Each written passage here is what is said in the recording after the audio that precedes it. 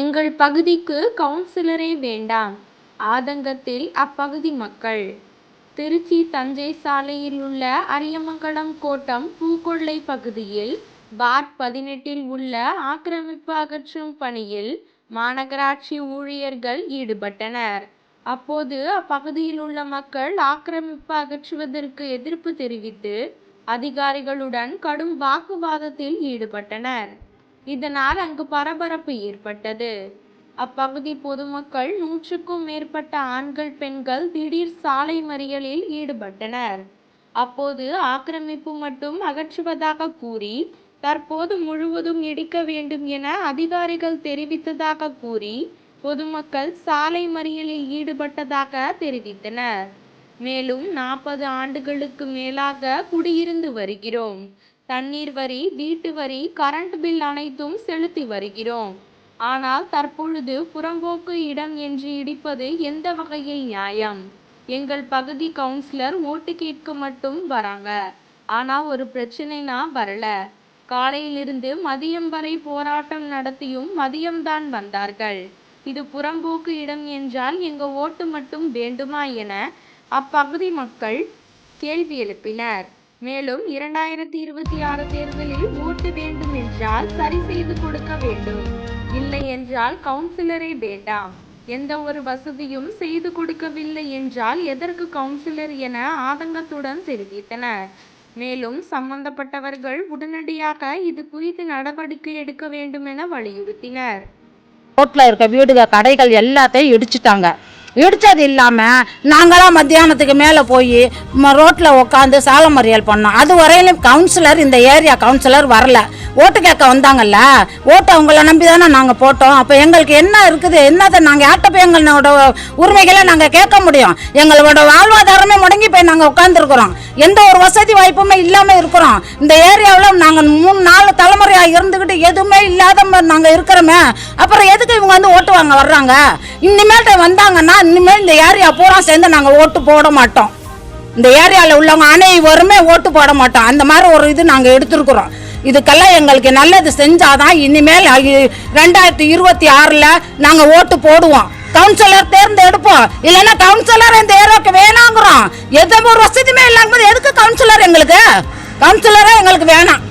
அந்த மாதிரி நாங்கள் ஒரு முடிவு பண்ணிட்டோம். இதுக்கு என்ன முறையோ இதை நீங்கள் வந்து முதலமைச்சருக்கு நீங்கள் அனுப்புறீங்க. நீங்கள் அனுப்பி எங்களுக்கு என்ன இதோ எங்களுக்கு உள்ளதை எங்களுக்கு செஞ்சு கொடுக்கணும். எங்களுக்கு உள்ள நல்லது கெட்டது எல்லாம் பார்க்கணும். பார்த்து எங்களுக்கு என்னென்ன தேவையோ அனைத்தும் இந்த கவர்மெண்ட் செய்யுங்கிற நம்பிக்கையோடு இருக்கிறோம். அல்ல செய்யலை, மறுபடியும் ரோடு போடுவோம், மறுபடியும் இடிக்கிறோம், வீடை இடிக்கிறோம், கடையை இடிக்கிறோம், பள்ளிவாசலை இடிக்கிறோம்னு சொல்லி வந்தாங்க அப்படின்னா இனிமேல்ட்டு நாங்கள் கவுன்சிலர் தேர்ந்தெடுக்க மாட்டோம். யாரும் ஓட்டு கேட்டுட்டு வரக்கூடாதீங்க. அதுதான் எங்களோட முடிவு. தெருவில் உள்ளவங்க பூரா சேர்ந்து நாங்கள் வந்து முடிவு பண்ணிட்டோம். இதுதான் எங்களோட முடிவு. நீங்கள் சொல்லுங்க. இருக்கு 40 வருஷம் 45 வருஷமாக கொடுத்தாங்க அந்த இடம். அங்கே தான் எங்கள் வீட்டுக்காரர் இருந்தார். இப்போ வந்து உடைக்கிறேன்னு சொல்லிட்டு அந்த இடத்த உடைக்கிறாங்க. ஏன்னா போய் நான் ஜெயம்மாட்ட சொல்லி அந்த சீட்லாம் காமிச்சேன். எல்லாம் ஃபோட்டோ எடுத்துக்கிட்டு போய் இப்போ என்ன சொல்கிறேன், ஏசிட்ட போ, அங்கே போ, இங்கே போங்குது. இப்போ வந்து என்னம்மா எல்லாம் சொன்னால் இப்போ வந்து இப்படி செய்கிறேன்னா அப்படி தான் இருப்போம், போமான்னு சொல்லி தள்ளி விடுது அந்த அம்மா, ஜெயம்மா. நான் என்னங்க செய்வோம்? எங்கள் வீட்டுக்காரர் இப்போ தான் இறந்து போனார். நான் வந்து எங்கள் வீட்டுக்காரர் அங்கே இருந்த இடத்துல இருந்துக்கிட்டு இருக்கேன். என்னை வந்து இந்த அநியாயம் பண்ணி வந்து இடித்து போட்டாங்க. எங்கள் இடமே இடித்து போட்டாங்கங்க. என்னங்க செய்கிறதுன்னு சொல்லி நான் 3-4 தலைமுறையாக நான் இங்கே தான் இருக்கேன். 50 வருஷம் ஆகுது எங்கள் வீட்டுக்காருக்கு கொடுத்து அந்த இடத்த. இப்போ வந்து இடித்து போட்டாங்க. ஏற்கனவே வந்து இடித்தப்பெல்லாம் எங்கள் வீட்டுக்கார இடம் இடிக்கலை. இப்போ வந்து இடித்து போட்டு இந்த மாதிரி ஜெயம்மா இப்படி இந்த அநியாயம் பண்ணுது. என்னங்க செய்கிறது? நீங்கள் பார்த்து முடியுங்க. இந்த பாருங்க,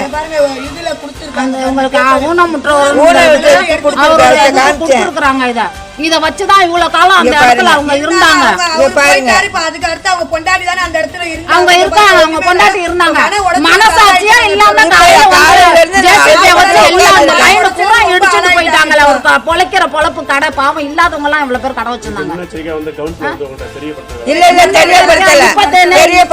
அவங்க ஒரு 6 மாசத்துக்கு முன்னாடி வந்தாங்க, இடிக்கிறாண்டாங்க. இந்த மாதிரி நாங்க வந்து கோர்ட்ல போட போறோம், சரி போட்டுக்காங்க. அதுக்கப்புறம் நேத்து கூட எங்களுக்கு அறிவிப்பு பண்ணல. முன்னறிவிப்பா இல்ல, முன்னறிவிப்பு இல்லாமல் இல்ல, யாருமே சொல்லல.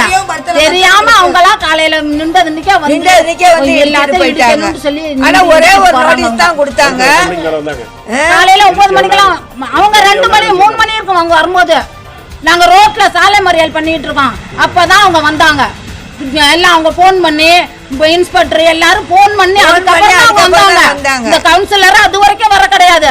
என்னங்க இது நாடு, என்னங்க எங்களுக்கு ஒரு இதுமே இல்ல, எப்படிங்க நாங்க வாழ முடியும் இந்த நாட்டுல? அவர் யாரு வந்து தலையில இது வச்சுக்கிட்டு வந்தாரு? அவர் யாரு?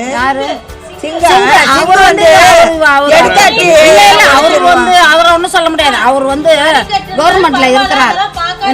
அதெல்லாம் கிழிச்சு போடுங்கன்னு சொன்னாரு. அவர் என்ன சொல்றாரு? எது யார் தடுத்தாலும் நிறுத்தாதீங்க இடிங்கன்றாரு. அதே போல இவங்களும் சொன்னாங்க.